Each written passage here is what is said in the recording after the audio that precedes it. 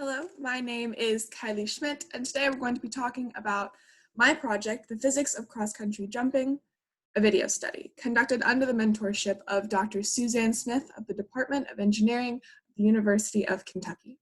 We're going to begin with a little bit of background information and discuss what is the sport of eventing and what are frangible devices and what are they used for. We're then going to move on to the goal of this research, the methodology with which it was conducted, the data that was collected, the conclusions that I could draw, the next steps for this project, and then conclude with the acknowledgements of everyone that helped me along the way. So let's get started. In terms of background, this project concerns a sport called eventing. It consists of 3 phases: dressage, show jumping, and cross country. This project only concerns the phase cross country, which essentially is where they set up a large course of obstacles out in a field where the horses and riders are timed as they complete the course. Now, these obstacles are most often composed of solid wood and set on hills, in ditches, in ponds, around turns, etc., in order to accurately test the horses and riders' connection and qualification. Now, since the horses and riders are attempting to beat the time of their competitors, this sport becomes highly competitive. Now, these riders can take these huge obstacles at high speeds with something resembling a Hail Mary attitude. That results in a high instance of injury. A particularly scary experience that's possible is that of a rotational fall. Essentially, what happens is the horse approaches the jump, there's a mistake somewhere, and the horse's front legs impact that jump, and all of that forward momentum converts into rotational, and horses and riders flip onto the other side of the jump, sustaining life-threatening or career-ending injuries out on the field. Now, this is something that we want to prevent if at all possible. So the solution that people have come up with is that of frangible devices.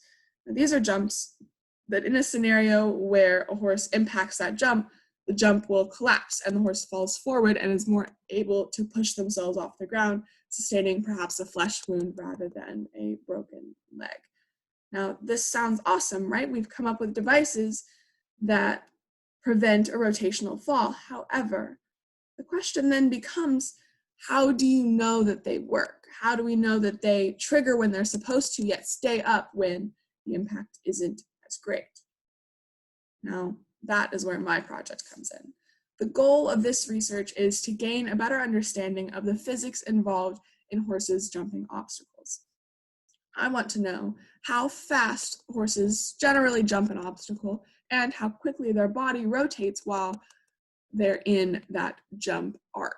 Now, this allows us to have a better understanding of how hard they would impact a jump if they were to hit it with their front legs, and create testing mechanisms that more accurately depict a horse jumping a jump and how they would actually impact that jump. Now, this graphic you can see to the right is just a rough artist rendering of what happens when a horse sustains a rotational fall.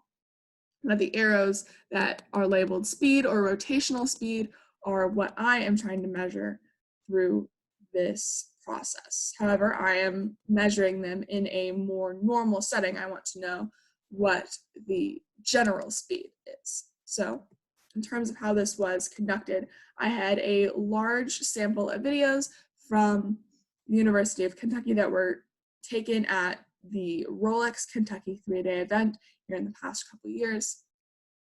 And this picture is from the Canovia software that I used to analyze each of these videos. So all of the arrows on the screen show a point that I made a reference. So point 1 is when the center of gravity enters the frame. The center of gravity lies on the rider's knee.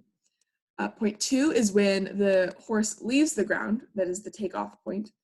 3, you can see, is where I have measured the angle of the horse's body as they leave the ground. Point 4 is then when the horse lands on the backside, and point 5 is when the center of gravity exits the screen. Now, with a little bit of pixel math and things like that, I can then calculate the speed with which the horse jumps and how fast their body then rotates. So the data that I collected showed something that I think would surprise eventing as a large industry. So the videos that I had came from 2 different years of Rolex. So they came from 2 different jumps. One of them was an Oxer, which is wider spread, and the other is a vertical, which is a rather skinny jump. In terms of jump speed differs rather drastically between the 2 different types of jumps. So they jump an Oxer at a higher speed than they jump a vertical. Rotational velocities, on the other hand, were more consistent. We find that no matter what type of jump it is, the rotational velocity is around 2 radians per second with a little bit of leeway. But when we look at the averages as a whole, we know that the general speed that a horse jumps a jump is somewhere between 4 to 6 meters per second. Now this is where the problem comes. The current accepted value for how fast a horse jumps a jump throughout the eventing industry is 7 to 11 meters per second, which my research proved is far too quickly. It's far too fast. The horses jump at a lower 4 to 6 meters per second range. Now, if you do all of your testing mechanisms in math on a value that is too high, you're going to find discrepancies in what you calculate the force of impact would be. So if they're calculating that the horses are jumping much faster than they are, then you're going to have this section where the jump should collapse, but it doesn't.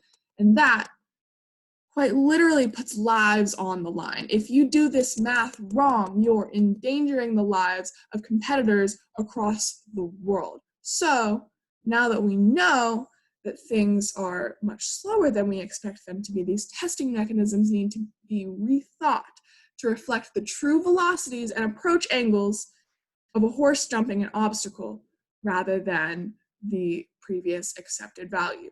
This re-implementation can quite literally save lives. However, there were some technological issues that I encountered along the way in this project. Since the videos that I were given were not originally intended for video analysis purposes, they were not as consistent as I would want them to be. Sometimes the timing was wrong, so they couldn't go through the video analysis software that I liked, or they started too early or too late, or things like that. So in the future, I would love to see this videography idea more consistent. So now that we know we can run these videos through a video analysis software, we can record them with that in mind so that they are even and so that they have the best chance with as little distortion as possible.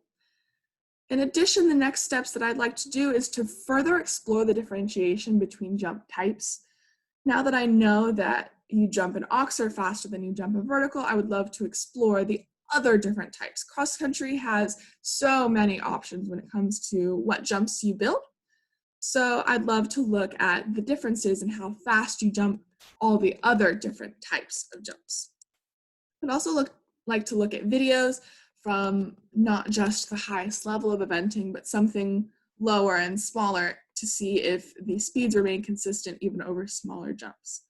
And in addition, I'd love to further develop the analysis techniques and rather streamline the process so it's not as tedious as it was the first time around. So these are the sources that I used.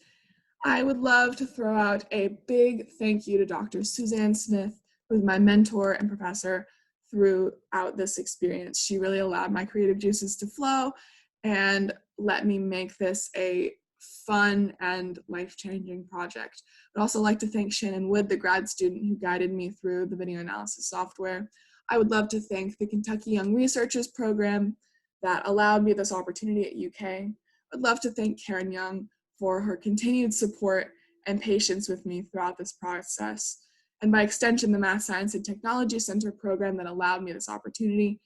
And finally, I would love to thank my friends and family for bearing with me through a stressful couple years of excitement and research. love to answer any questions. Thank you very much.